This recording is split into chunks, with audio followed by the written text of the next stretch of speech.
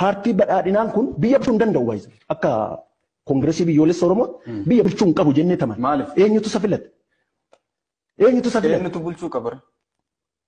Biyyi kun kan bulchuun irra jiraatu paartii uummanni filate waggaa 5f kontiraataa kenneef. Waggaan 5 sun eenyutu filatame yoo paartii badhaadhinaa hin filatamin filannoon geggeeffamee ani sin gaafadha paartiin badhaadhinaa kun yoom filatame gaaf kan filatame ati sagalee kenniteettaa fi ati filannoo sanatti hirmaatteettaa sin gaafadha mee deebise yoom filatame paartiin badhaadhina jedhamu kun gadda kan torban tokko kan ayyama fudhate I think 15 guyyaa 15 wayiiti sa'aatii 24 keessatti fudhate sa'aatii 24 keessatti namni yoom ODP'n gaafa akkas ta'u maan kaasinaa isin fakkeenyaaf OPDOdhaan kan filatame.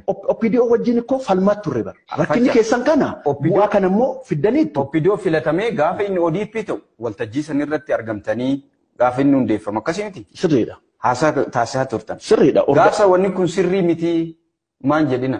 ODP'n sirriidha. ODP'n sirrii miti hin jenne nuti. ODP'n yoomuu dhaaba OPDO irraa of fooyyeessee ODP maqaadhuma Oromoo qabate sana. Oromoon gaafa 2007 sagalee kenneef sana qabatee itti fufe. Walakkaatti immoo suni hafe. Amma kan filatame Oromiyaa keessatti ODP yaadigidha. PP'n filatamne baay'ee tokko maqaa jijjiirachuun ODP ta'ee, OPDO ta'ee, PP ta'ee dhugamatti ajandaa kana jira moo dhoksaadhaan warri kaleessa isin ajajaa ture namoonni akka itti kaasanitti warri TPLF jala waan isaan hundeessaniif waan isaan ergataa turaniif TPLF irra kana keessa waan baateef qofa isaan wajjii baatanii mormitanii jedha. TPLF bahee dhiifateesaa dhimma Koongireesii biyyoolessa Oromoo miti dhimma TPLF qofadha. Kana naa qabadhu. Dhimma taana wajjii mari'attanii nuyi amma kan na mari'achiisaa jirtu yoo akka marii taate yoo akka poolisii taate waliin galu jechuudha. Qorannoo poolisii isaanii poolisiin ture waan hin ta'eef waliin galu. Akka miidiyaa yoo taate nuyi dhaaba ODP jedhu beekna. Oromiyaa keessatti uummanni Oromoo illee isa beeka. Mee deemii gaafadhu uummata Oromoo gadda dheeraa ture KFO wajjin. Gadda wannoo ture waltajjii sanarratti gaafadhu ODP kan jedhamutu filatame amma fulbaana 30tti aangoo kan qabu isa. PP kan jedhamu seerummaadhaan humnaan kan biyyattii kana bitaa jiru malee dhaabni akkas jedhamu torban tokko edda ayyama qabate yoom dorgomme edda si dorgommiin hin dhufne ganaa dorgommiin gara fuulduraatti jira. Maaltu ta'uu malee jettanii sila? Kan ta'uu malu silaa warri godhani waa'ee isaanii nu galchu murteessaan uummata Oromoo. Waan kaaftan fakkeenyaaf wayyaaniin qabeenya Oromoo saamtee nu bitaa turte jettanii kaaftanii turtan. Kan dur waltajjii ODP fa. So namoota qabeenya Oromoo saaman wajjin akkamitti walii galuu dandeessan? Ani kan naa galu asirratti gaafii gaarii naa kaafte. Gaafii ani garaa keessa na naanna'ee amma ammaatti na haarsaa jiru naa kaafte. Ani har'a gara waggaa 50 jala ga'eera. Sirna dargis nan beeka. Sirna addu'aawis nan beeka. Oromiyaa keessatti lafa Oromoo gandarraa kaasee lafa guddaa babal'aa kan saamaaf mallatteessee kennaa ture nama Oromoo ta'uusaan beekan. Nama Oromoo ta'uusa ebeluu isaa ammasitti nimo ebelu baluusa ta'uun beekan. Akkamitti wayyaanii saameettanii kaasuu dandeettan? Addu'aaween koo wayyaanii jedhama. Addu'aaween wayyaaniidha. Addu'aaween namni Oromiyaa keessatti akka Oromoo tokkotti anis ennaa waamu addu'aaween OPDO'nas wayyaanii jedhama. Ba'aadenis wayyaanii jedhama. Dahideenis wayyaanii jedhama. Akkamitti?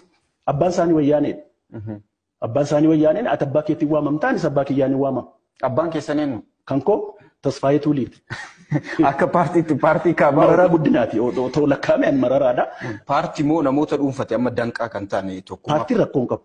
Namoota paartii hoogganantu hooggansa bira jira rakkoon. As keessatti eenyutu haga barbaadame hin deemin mee yeroon kennas deemaa jira waan ta'eef gabaabsinee xumuruudhaaf. Ani eenyuun hin jedha dhugaa rabbii dubbachuudhaaf paartii biyya bulchu keessattuu muummicha ministeera keenya Dr. Abiyyii fi obbo Lammaan waadaa guddaa fi abdii guddaa paartiilee Oromootis uummata Oromootis galan.